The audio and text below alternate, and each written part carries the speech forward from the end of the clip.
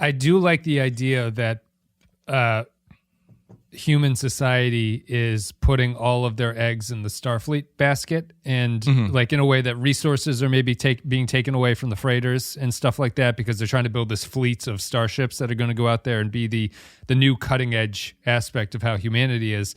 And it's kind of the political era now, but it's like I wish that they had gone into the people left behind by this change more, and that it was you'd have to probably paint Starfleet as a little bit uncaring in some ways, which is probably something that the show doesn't want to do. But at least Starfleet is so focused on their goals that there's this entire subclass of people who are left with jobs that aren't really all as glamorous as everyone else is allowed to have, and that are sort of fading off into this irrelevancy in the near future, because we're not going to really see these people in the near future. So they do die out at some point. That would have been nice to have it be a little bit more personal there. And that was also, I don't think you have to paint Travis as greedy, but I think there's a legitimate anger about his family feeling that he left them behind if they explain that a little bit more. Yeah. And what I think that also would do too is I think it would allow you to draw a starker contrast between Starfleet and the Federation.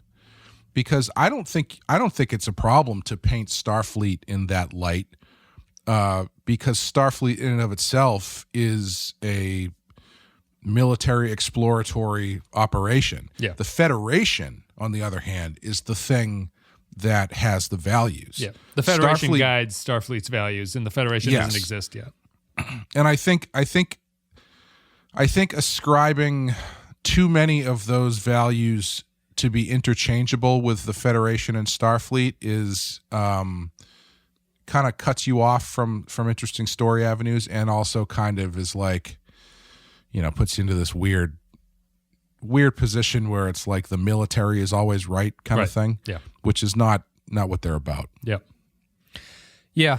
I think that's true. It's a good, I would have liked that to have been a background running subplot in Enterprise. I think that's kind of interesting. That because sorry, I didn't mean to cut you off. Well, Reed would fit into that as well. Like Reed's sort of military background is that conflict on the ship too.